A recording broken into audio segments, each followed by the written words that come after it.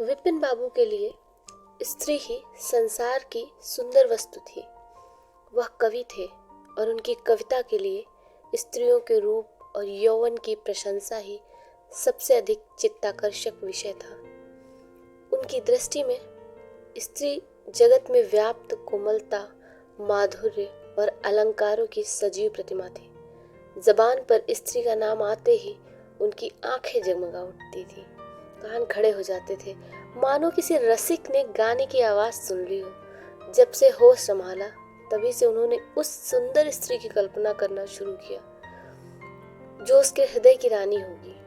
उसमें उषा की प्रफुल्लता होगी, पुष्प सी कोमलता होगी, कुंदन की चमक होगी, बसंत की छवि, कोयल की ध्वनि। वह कवि वर्णित सभी उपमाओं से विभूषित होगी। वह उस कल्पित मूर्ति के उपासक थे, कविताओं में उसका गुण गाते। वह दिन भी समीप आ गया जब उनकी आशाएं हरे हरे पत्तों से लहराएंगी, उनकी मुराद पूरी होगी। कॉलेज की अंतिम परीक्षा समाप्त हो गई और विवाह के संदेश आने लगे।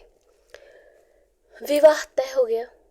विपिन बाबू ने कन्या को देखने का बहुत आग्रह किया, लेकिन उनके मामा ने विश्वास दिलाया, लड़की बहुत रूपवती है, मैंने अपनी आंखों से देखा है। तब वह राजी हो गए। धूमधाम से बारात निकली। विवाह का मुहूर्त आया। वधू आभूषणों से सजी हुई मंडप में आई तो विपिन को उसके हाथ पांव नजर आए। कितनी सुंदर उंगलियां थी, मानो दीप शिखाएं हो। अंगों की शोभा कितनी मनोहरिणी थी। विपिन फूले न समाये। दूसरे दिन वधू की विदाई हुई तो वह उसके दर्शन के लिए इतने अधीर हो गए। ज्यों ही रास्ते में कहारों ने पालकी रखकर मुंह हाथ धोना शुरू किया, आप चुपके से वधू के पास जा पहुंचे। वह घूंघट हटाए, पालकी से सिर निकाले बाहर झांक रही थी। विपिन की निगाह उस पर पड़ गई। वह परम सुंदर रमणी न थी जिसकी उन्होंने कल्पना की थी, जिसकी वह बरसों से कल्पना कर रहे थे। यह एक चौड़े मुंह की, चिपटे नाक और फूले हुए गालों वाली कुरूपा स्त्री थी। रंग गोरा था पर उसमें लाली के बदले सफेदी थी। और रंग कैसा हो, सुंदर हो, रूप की कमी को पूरी नहीं कर सकता। विपिन का सारा उत्साह ठंडा हो गया। हाँ, इसे मेरे ही गले पड़ना था। इसके लिए समस्त संसार में कोई ना मिलता। उन्हें अपने मामा पर बहुत क्रोध आया, जिसने वधू की इतनी तारीफ की थी। अगर इस वक्त मिल जाते तो विपिन उनकी ऐसी खबर लेता कि वह हमेशा याद रखते। जब कहारों ने फिर पालकियां उठाई तो विपिन मन में सोचने लगे, इस स्त्री के साथ मैं कैसे भूलूंगा, कैसे इसके साथ जीवन काटूंगा। इसकी ओर तो ताकने से भी मुझे घृणा हो रही है। ऐसी कुरूपा स्त्रियां भी संसार में हैं, इसका मुझे अब तक पता न था। क्या मुंह ईश्वर ने बनाया है, क्या आंखें हैं, और सारे ऐबों की ओर से आंखें बंद भी कर लेता, लेकिन वह चौड़ा सा मुंह। भगवान, क्या तुम्हें मुझ पर ही यह वज्रपात करना था? विपिन को अपना जीवन नरक सा जान पड़ने लगा। वो अपने मामा से लड़ा, ससुर को लंबा खर्रा लिखकर फटकारा, माँ बाप से बहुत लड़ाई की। जब इससे शांति न हुई तो कहीं भाग जाने की बात सोचने लगा। आशा पर उसे दया भी आती। वह अपने को समझाता कि उस बेचारी का क्या दोष है, उसने जबरदस्ती तो मुझसे विवाह नहीं किया। लेकिन यह दया, यह विचार उस घृणा को जीत नहीं पाता जो आशा को देखते ही उसमें रोम रोम में व्याप्त हो जाती। आशा अपने अच्छे से अच्छे कपड़े पहनती, तरह तरह से बाल संवारती, घंटों आईने के सामने खड़े होकर श्रृंगार करती, लेकिन विपिन को यह बिल्कुल भी नहीं सुहाता। वह दिल से चाहती थी कि उन्हें प्रसन्न करूं, उनकी सेवा करने के लिए अवसर खोजती, लेकिन विपिन उससे भागा भागा फिरता। कभी भेंट हो जाती तो ऐसी जली कटी बातें करता कि आशा रोती हुई वहां से चली जाती। सबसे बुरी बात यह थी कि उसका चरित्र भ्रष्ट होने लगा। वह भूल जाने की चेष्टा करने लगा कि मेरा विवाह हो गया है। कई दिनों तक आशा को उसके दर्शन भी न होते।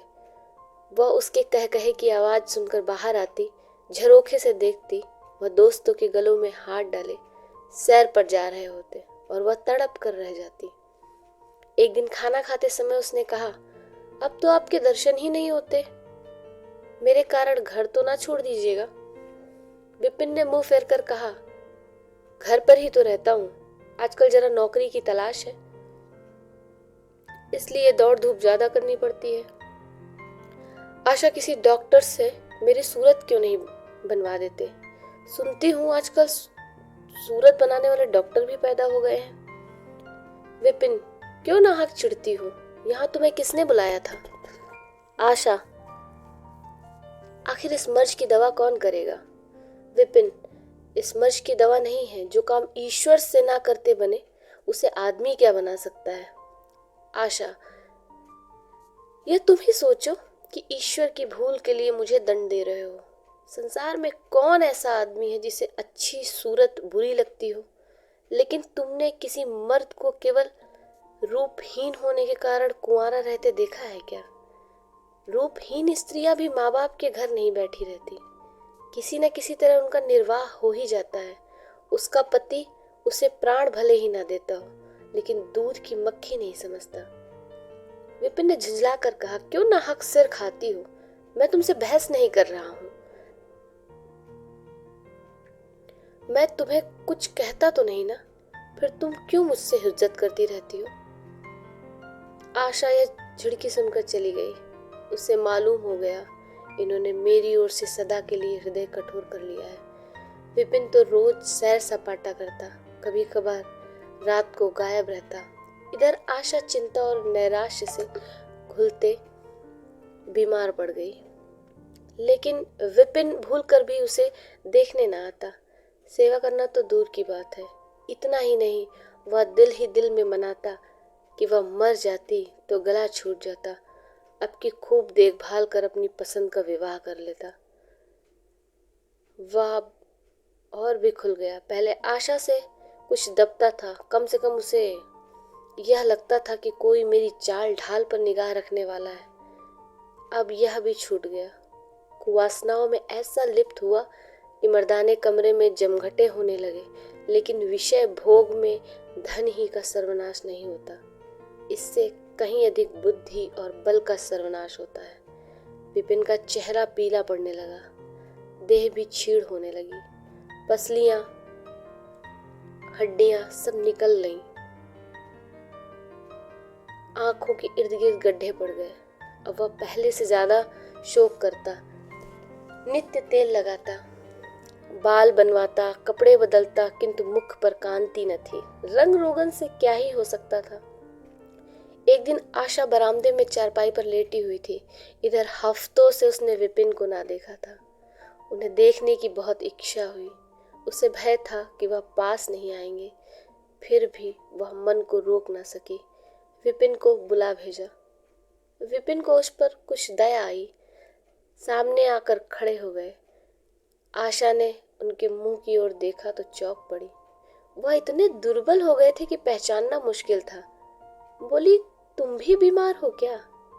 तुम तो मुझसे ज्यादा ही बीमार लग रहे हो। विपिन, ओह, जिंदगी में रखा ही क्या है जिसके लिए अब मैं जीने की फिक्र करूं?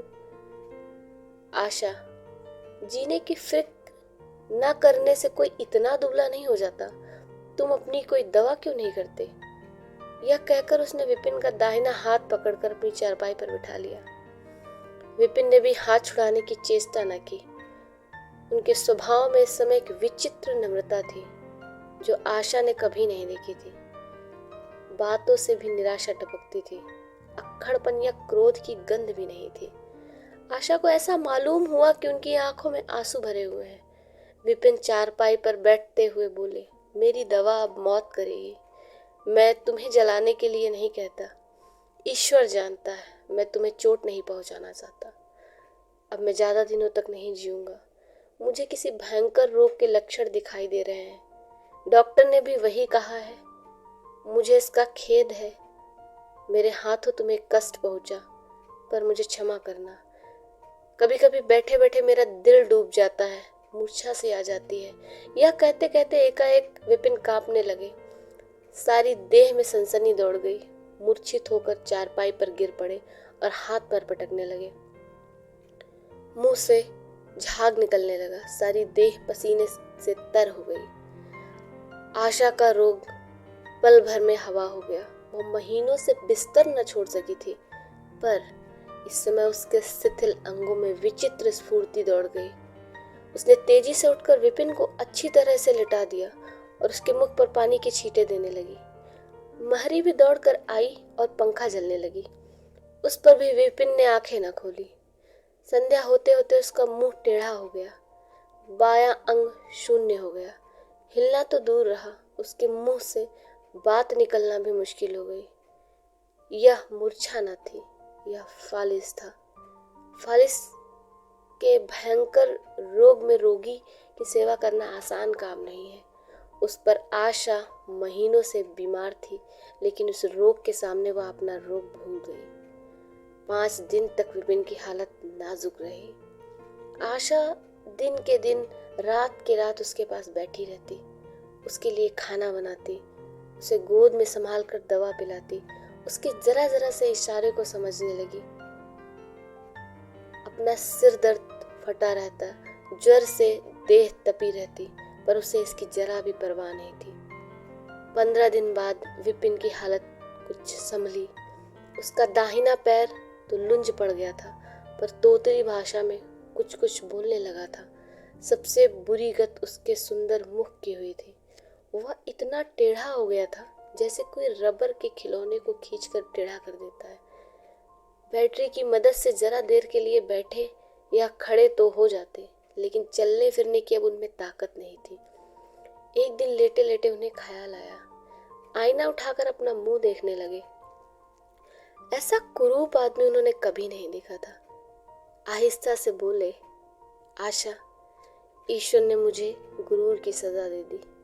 वास्तव में मुझे यह उसी बुराई का बदला मिला है जो मैंने तुम्हारे साथ की।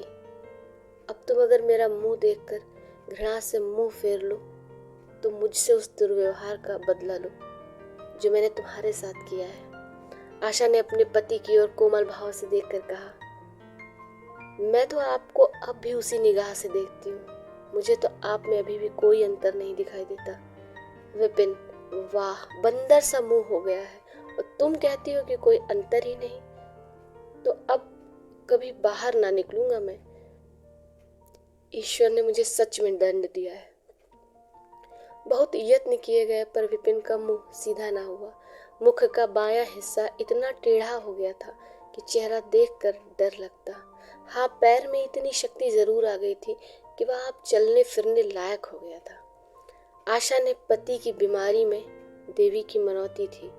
आज उसी की पूजा का उत्सव था। मोहल्ले की स्त्रियां श्रृंगार करके जमा हुई थी। गाना बजाना हो रहा था। एक सहेली ने पूछा, क्यों आशा, अब तो तुम्हें उनका मुंह जरा भी ना अच्छा लगता होगा।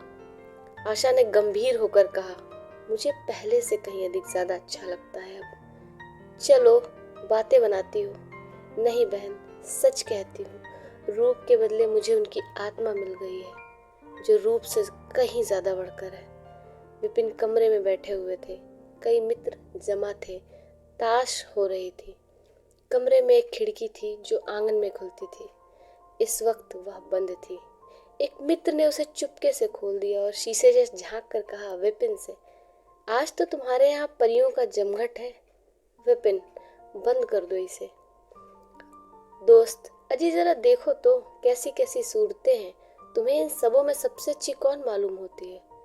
विपिन ने उड़ती हुई नजरों से देखकर कहा, मुझे तो वही सबसे अच्छी मालूम होती है जो थाल में फूल रख रही है। वाह री आपकी निगाह, क्या सूरत के साथ तुम्हारी निगाह भी बिगड़ गई। मुझे तो वह सबसे बदसूरत मालूम होती है, इसलिए कि तुम उसकी सूरत देखते हो और मैं उसकी आत्मा।